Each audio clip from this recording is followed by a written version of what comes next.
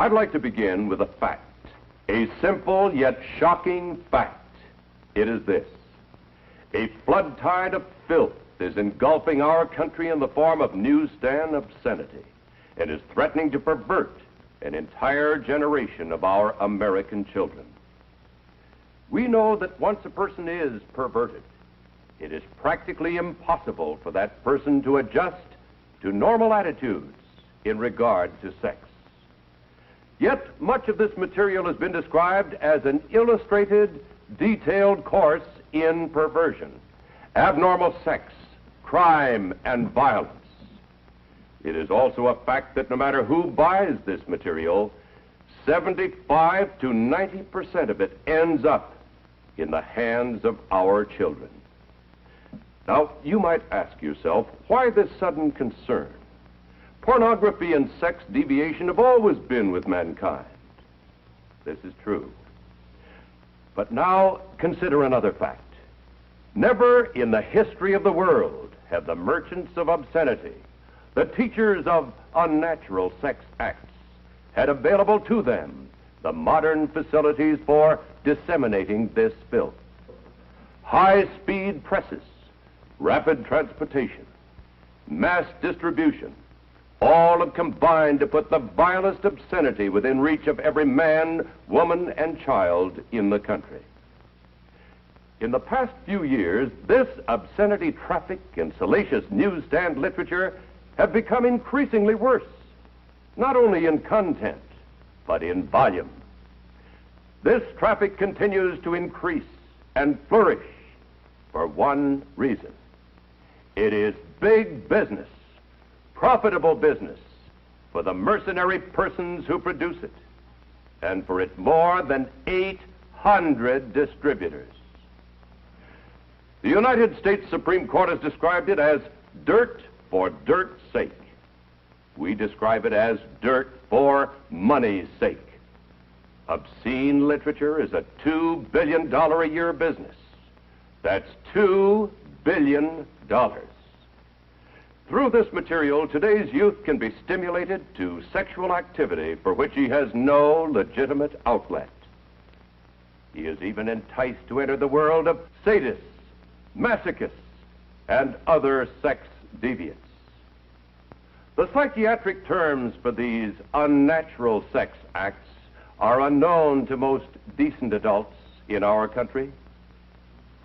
But through this salacious material, these abnormalities are corrupting the minds and the hearts of our children.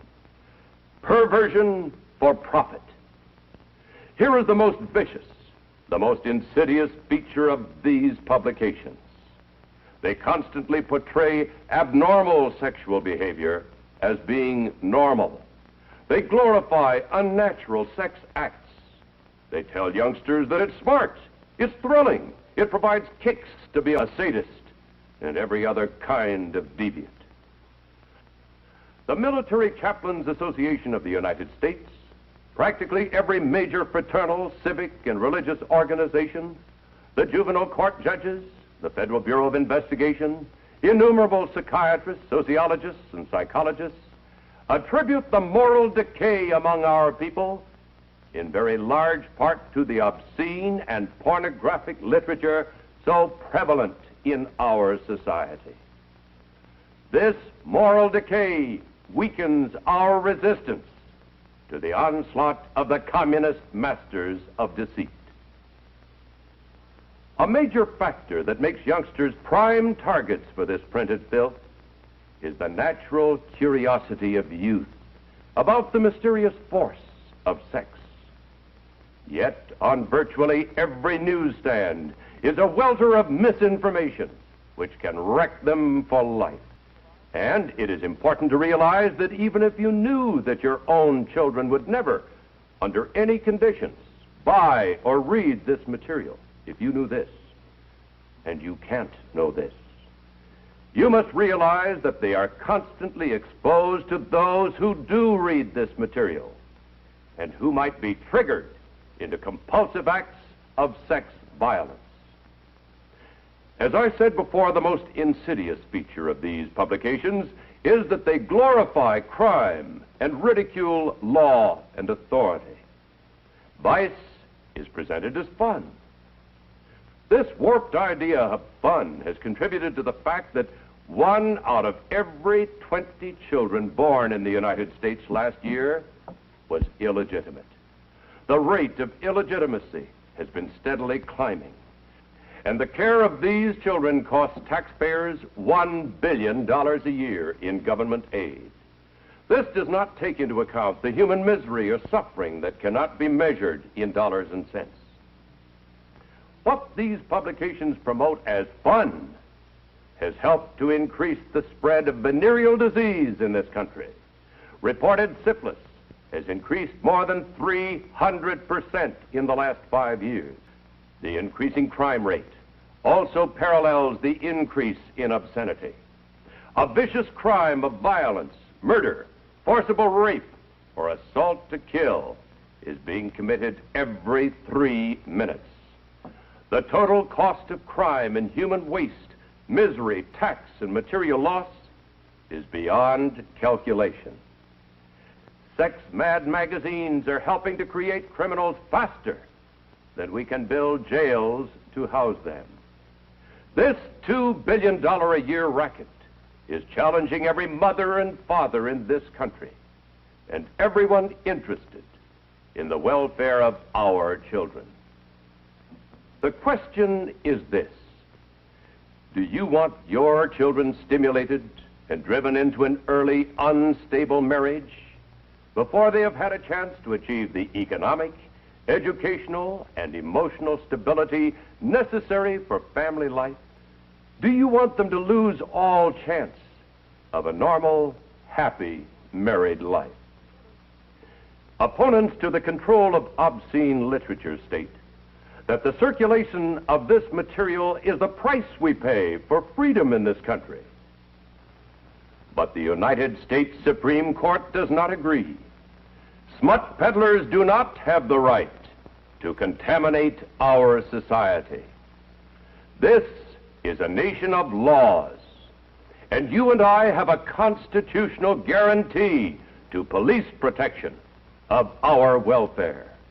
The law is our weapon.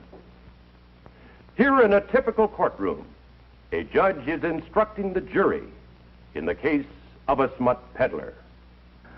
Ladies and gentlemen of the jury, Lakewood has a valid constitutional legal ordinance prohibiting the publication, sale, or distribution of obscene material. It is under this law that the defendant herein was arrested and prosecuted. The Supreme Court of the United States has clearly stated that obscenity is without constitutional protection. The Supreme Court has defined obscenity as material which deals with sex in a manner appealing to the prurient interest. That is, material having a tendency to excite lustful thoughts. It might be well to point out that it is not necessary to prove that this material has led to an act of violence or sex crime, but merely that the material taken in itself is obscene. The test is whether, to the average person applying contemporary community standards, the dominant theme of the material taken as a whole appeals to the prurient interest.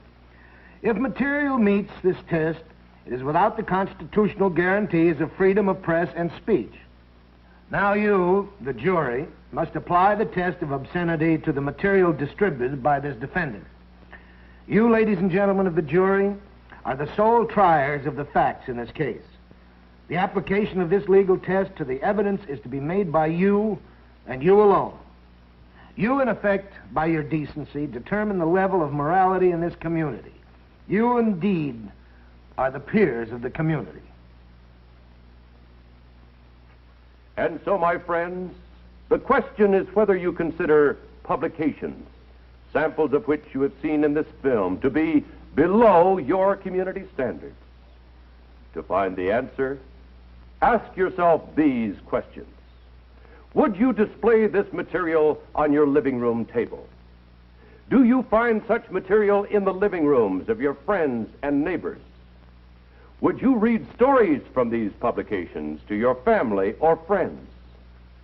Would you undertake to sell this material from door to door? Of course you would not. Your community standards are far above this depraved material.